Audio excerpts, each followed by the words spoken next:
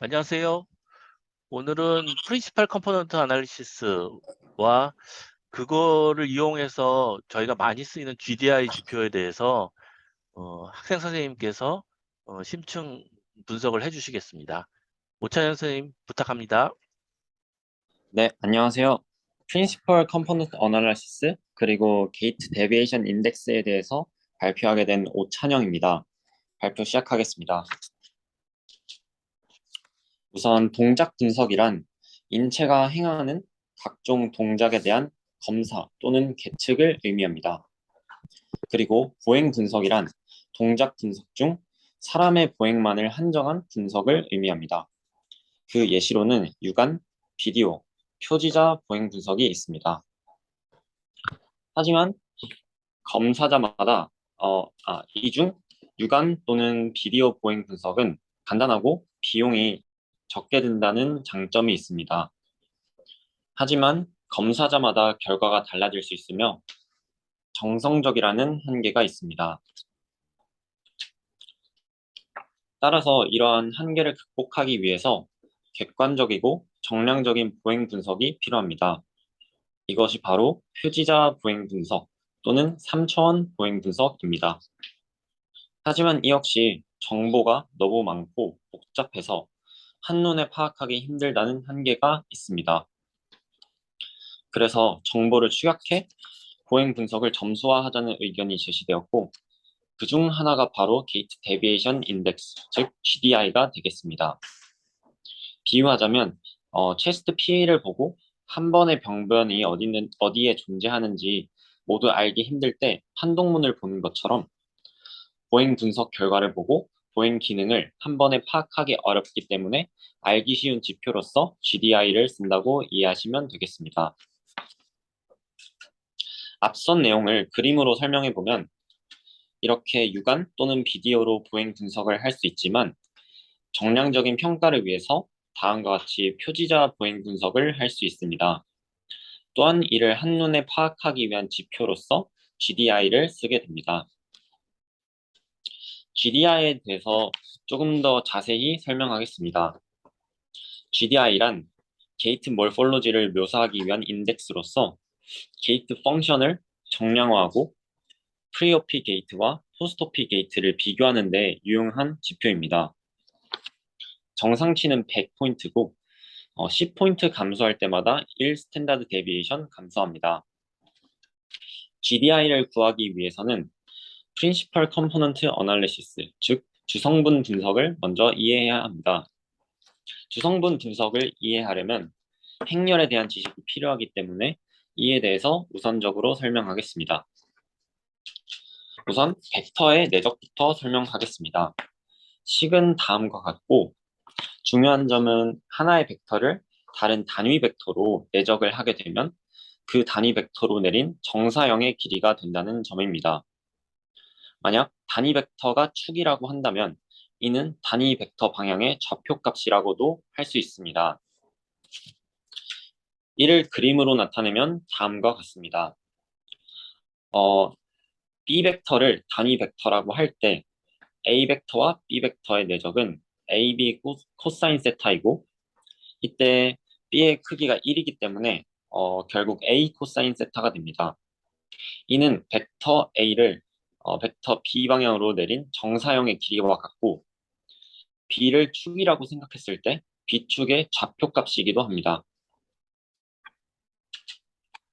이제 행렬의 곱에 대해서 알아보겠습니다. A 행렬과 B 행렬을 곱해서 C 행렬이라고 할 때 A 행렬의 I행과 B 행렬의 J열의 내적이 바로 C 행렬의 I행 J열이 됩니다. 예를 들어서 A 행렬의 1열과 A 행렬의 1행과 B 행렬의 1열의 내적이 C 행렬의 1행 1열이 됩니다. 이때 n by n 행렬과 n by p 행렬의 곱은 n by p 행렬이 됩니다. 따라서 n by n 행렬과 그 전치 행렬인 n by m 행렬의 곱은 n by m 행렬, 즉 정방 행렬이 되겠습니다. 그 다음으로 정규 직교 행렬이란 모든 행벡터 열 벡터의 크기가 1인 단위 벡터이며 이 벡터들은 서로 직교하는 정방 행렬입니다. 예시는 다음과 같습니다.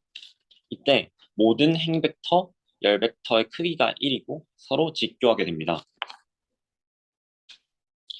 아까 언급했듯이 하나의 벡터를 다른 단위 벡터로 내적을 하면 그 단위 벡터로 내린 정사형이 됩니다.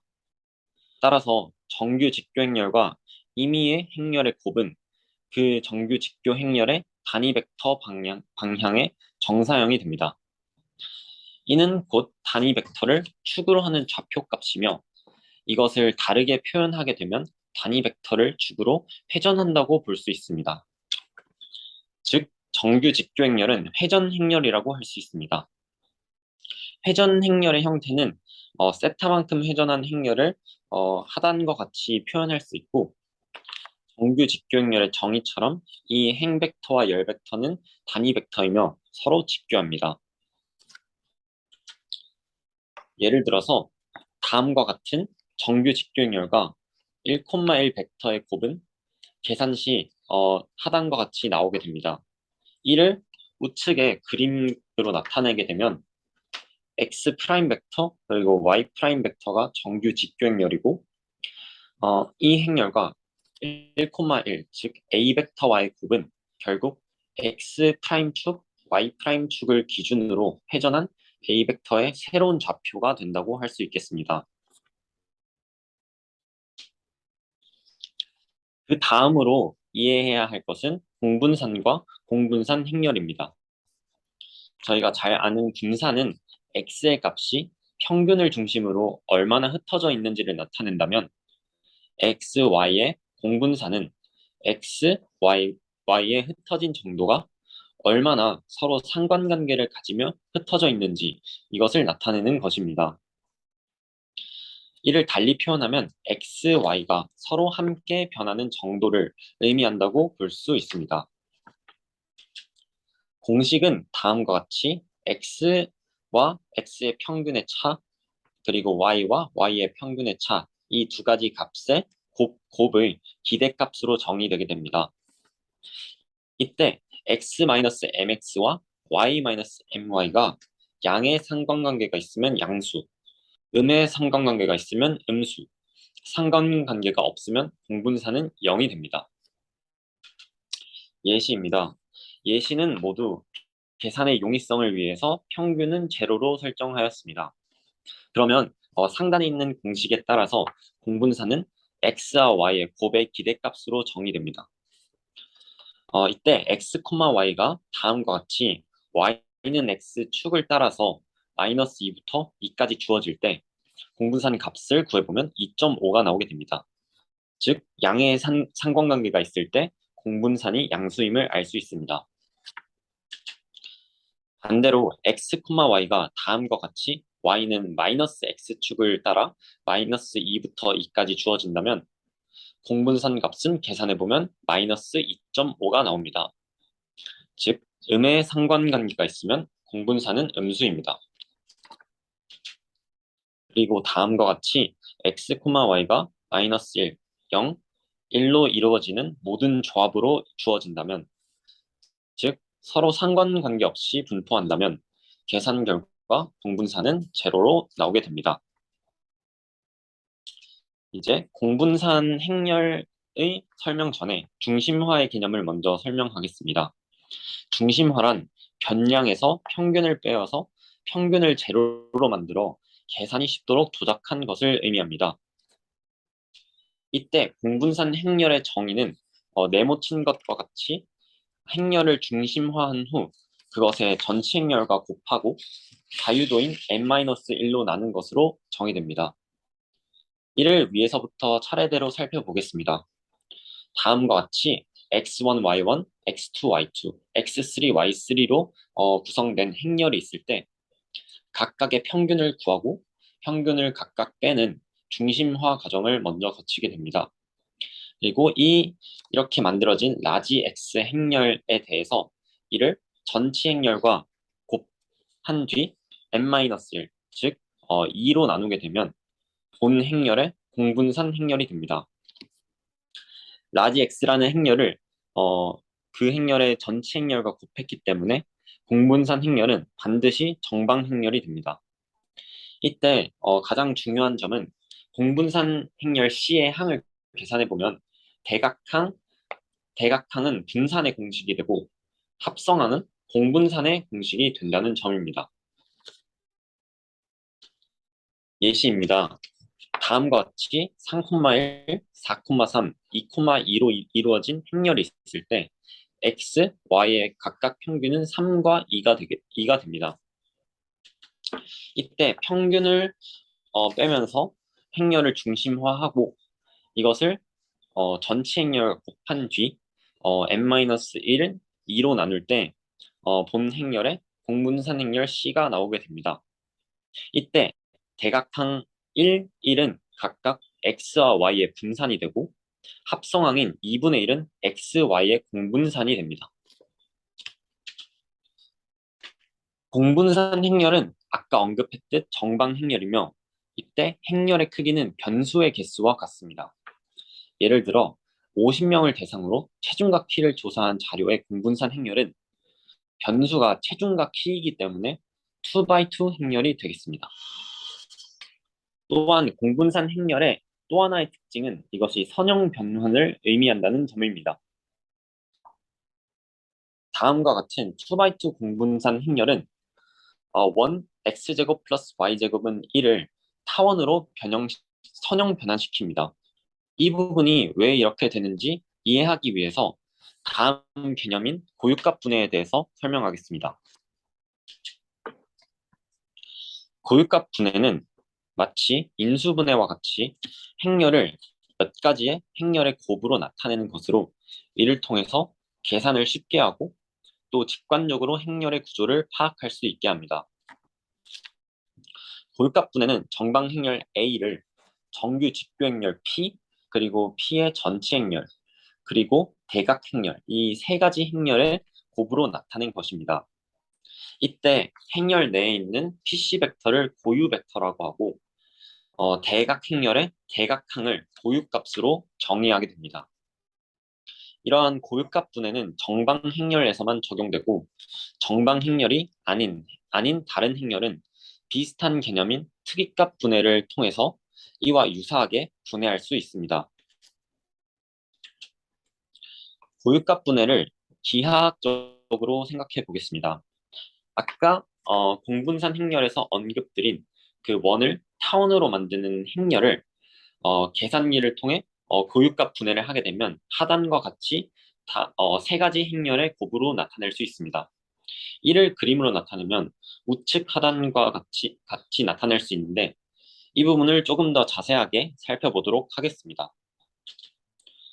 고육값 분해란 본 행렬을 이제 분해한 것인데 이는 첫 번째 회전 행렬로 축을 회전시키고 대각 행렬로 축 방향으로 늘리고 그리고 다시 회전 행렬로 축을 되돌려 놓는 이렇게 세 가지 행렬로 분해한 것입니다. 이때 X축, Y축 방향으로 늘리는 역할을 대각항, 즉 고유값이 수행하고 있기에 고유값은 각 축 방향의 가중치를 의미하게 됩니다. 그리고 이 대각 행렬을 공분산 행렬의 개념으로 생각해 보면 분산이 1.5, 1이고 공분산이 0인 행렬이 됩니다. 즉 분산은 각각 X축, Y축 방향의 가중치를 의미한다면 공분산은 X, Y 중간 방향으로의 가중치를 의미하고 본 행렬에서는 이게 제로이기 때문에 현재 X, Y 축 방향으로만 늘어난 것입니다. 원래 이렇게 생긴 공분산 행렬은 공분산이 존재하기 때문에 X축, Y축 중간 방향으로도 늘어난 것을 역시 알 수 있습니다. 다른 예시로서 왼쪽 상단과 같은 공분산 행렬이 있을 때 고유값 분해를 하게 되면 역시 회전 행렬과 대각 행렬의 곱으로 나타낼 수 있습니다. 이때 회전은 앞선 예시와 다르게 30도 회전을 하게 되고 X축 방향으로는 2배가 늘어난다는 점이 이전 예시와의 차이점이라고 할 수 있겠습니다. 이렇게 공분산 행렬에 대한 고유값 분해를 주성분 분석이라고 부릅니다. 이때 고유 벡터는 주성분이라고 정의하게 됩니다. 또한 고유값은 공분산 행렬의 대각항이기 때문에 분산이 되겠습니다. 즉 다음과 같이 고유값 분해를 했을 때 PC 벡터를 주성분 그리고 대각행렬의 대각항 람다를 분산으로 정의할 수 있습니다. 이때 주성분은 고유 벡터이기 때문에 서로 직교합니다. 또한 분산은 각 축 방향의 가중치가 되겠습니다. 주성분 분석을 한 후 분산이 큰 순서대로 정렬하여서 주성분의 순서를 정할 수 있습니다. 다음과 같은 공분산 행렬에 대해서 주성분 분석을 하게 되면 첫 번째 주성분은 분산, 즉 축 방향의 가중치가 가장 큰 타원의 장축이 됩니다. 그리고 두 번째 주성분은 우선 첫 번째 주성분과 직교하면서 축 방향의 가중치가 가장 큰 타원의 단축이 되게 됩니다. 그리고 이 길이를 분산이라고 나타낼 수 있습니다. n차원 데이터, 즉 n by n 행렬을 주성분 분석하게 되면 n개의 주성분이 나오게 됩니다. 이때 분산의 크기대로 정렬하게 되면 분산이 매우 작아서 큰 의미를 가지지 않는 주성분도 존재하게 됩니다. 이러한 주성분을 생략하면, 즉 분산이 큰 주성분들이 이루는 공간에 정사용하면 데이터를 추격할 수 있을 것입니다. 이러한 원리를 통해서 우리는 데이터의 구조를 잘 살리면서도 차원 감소를 시킬 수 있습니다. 차원 감소의 원리를 이용하면 정보를 축약시킬 수 있고, 이미지를 압축시킬 수 있고, 노이즈를 제거할 수 있고, 또한 통계 분석에도 활용할 수 있습니다. 이미지 압축의 예시를 들어보겠습니다. 남기는 주성분의 개수에 따라서 이미지의 화질이 많이 달라짐을 확인할 수 있습니다. 이 차원 감소의 원리를 이용해서 역시 보행 분석에도 활용할 수 있으며 그 예시가 GDI가 되겠습니다. 그렇다면 주성분 분석을 통해 GDI를 어떻게 구하는지 그 과정을 살펴보도록 하겠습니다. 우선 보행에 관한 9개의 앵글에 대해서 분석을 했습니다. 각 앵글은 펠빅 그리고 힙 앵글의 3가지 플레인, 그리고 니의 플렉션 익스텐션, 앵클의 돌시 플란타 플렉션, 그리고 풋 프로그레션, 이렇게 총 9개 앵글에 대해서 분석하였습니다. 이 한 가지 앵글에 대해서 entire gate cycle을 2% 인크리먼트로 총 51개로 나누었습니다. 즉 9개의 앵글이기 때문에 9 곱하기 51, 즉 459개의 항이 나오게 됩니다. 따라서 이 각각에 대한 게이트 벡터를 구해서 다음과 같은 459 by 1 행렬 스몰 g를 생성하였습니다. 그리고 총 n수 6,702명의 데이터를 조사해서 다음과 같은 459 by 6,702의 라지 G 행렬을 역시 생성할 수 있었습니다. 라지 G 행렬은 정방 행렬은 아니기 때문에 고유값 분해가 아닌 아까 언급드린 특이값 분해를 진행해서 주성분 F와 분산 람다를 각각 459개를 구하였습니다. 이때 주성분 F를 게이트 피처로 정의하였습니다. 이 중 분산이 가장 큰 15개의 주성분을 Optimal Orthonormal Basis 또는 F 베이시스라고 정의하였습니다. 이때 F 베이시스를 통해서 다른 한 사람의 게이트 벡터를 어프록시메이션 할 수 있는 식을 만들 수 있습니다. 이때 F 베이시스의 곱해지는 값인 피처 컴포넌트 CK는 다음과 같이 G와 F의 내적으로 정의하였습니다. 조금 더 설명하자면 F는 주성분, 즉 단위 벡터이기 때문에 G와 F의 내적은 G를 F 방향으로 정사용한 값입니다. 즉 F 방향을 축으로 하는 가중치라고도 할 수 있습니다. 이 값을 F 벡터와 곱한 그 벡터들의 합으로 다른 사람의 게이트 벡터를 어프록시메이션 하는 식이 바로 위의 식이 되겠습니다. 이때 특정 두 사람의 게이트 벡터 사이의 거리, 즉 유클리안 디스턴스는 피처 컴포넌트 사이의 차가 됩니다. GDI의 원래 목적은 정상인에 비해서 게이트 펑션이 얼마나 떨어지는지를 정량화하는 것인데요. 그래서 로 GDI는 환자와 정상인, 즉 정상인은 typically developing children과의 피처 컴포넌트의 차에다가 자연 로그를 씌운 값으로 로 GDI를 정의하였습니다. 그리고 이를 Z 스코어링화해서 표준화한 뒤 정상치 100점, 1 스탠다드 데비에이션당 10포인트 감소하도록 다음과 같이 최종 GDI를 정의하게 되었습니다. 실제 동작 분석실에서 분석한 보행과 GDI 계산 과정의 예시를 한번 보겠습니다. 우선 세지탈 플레인입니다. pelvic tilt, hip flexion extension, deflection extension, ankle dorsiflexion, plantarflexion이 정상인에 비해서 얼마나 차이가 나는지를 그래프로 나타내어 보았습니다.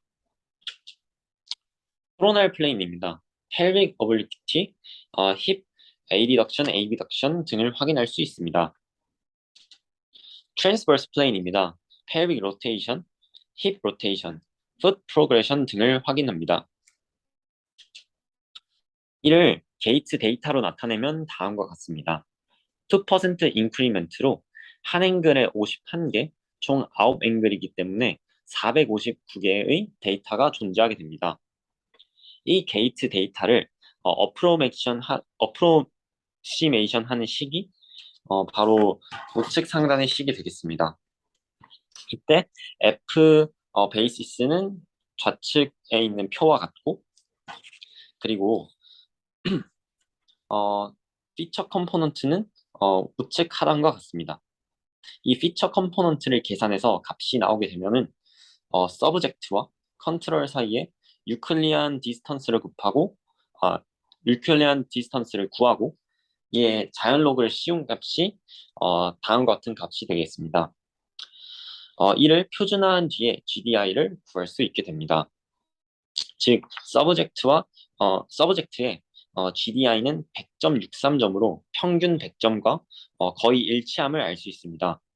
즉 정상적인 보행을 한다는 것을 직관적으로 나타낼 수 있겠습니다. 그 다음은 세레벌 팔시 환아의 수술 전 게이트 분석에 대한 그 자료입니다.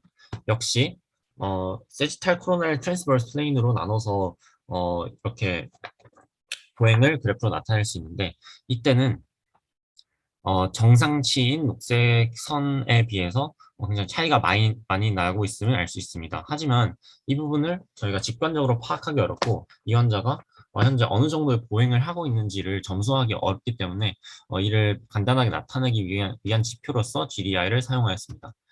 즉 역시 게이트 데이터는 다음과 같이 459개의 데이터로 나오겠는데, 이를 F 베이시스 그리고 피처 컴포넌트의 곱으로 나타내고, 이 피처 컴포넌트 사이에 유클리안 디스턴스를 구하게 되면은 다음과 같이 GDI는 82.37점이 나오게 됩니다.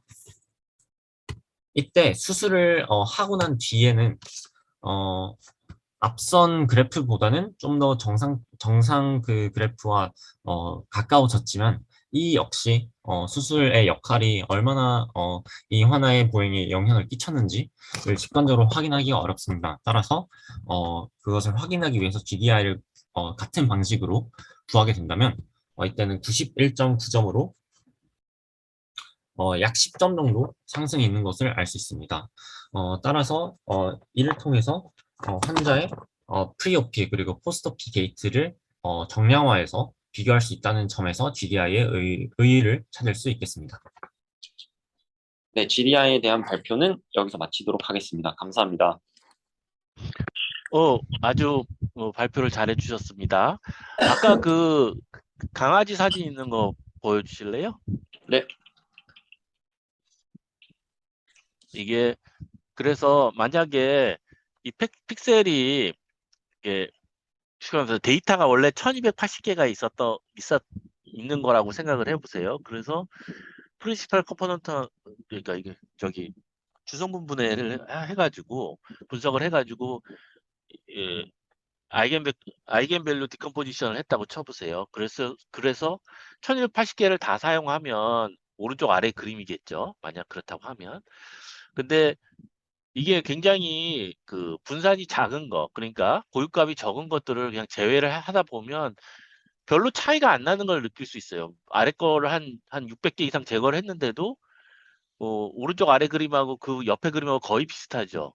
잘 눈으로 잘 모를 정도로 되겠죠. 그래서 우리가 이제 그 필요 없는 고유값이 뭐 쉽게 해서 뭐 아주 작은 거 뭐 0.1 이하라든지 1 이하라든지 우리가 그런 것들 다 제외하고 한 번씩 봐보는 거예요. 그래가지고 그런데도 거의 차이가 안 나는 영역이 있을 거 아니야. 한 주성분 50개만 써도 뭐 조금 그래 보이지만 뭐 큰 문제 없어 보이고 100개 정도면 거의 뭐 똑같아 보이기도 하죠. 워낙 거하고.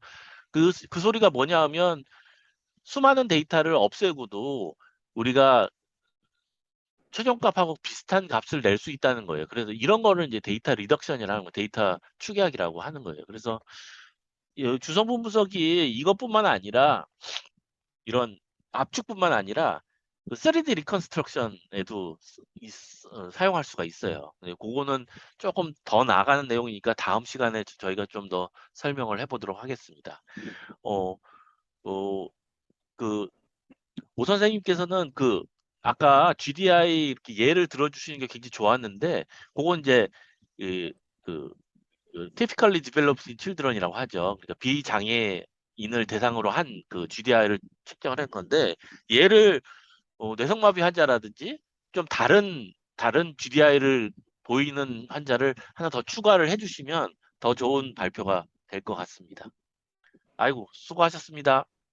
감사합니다.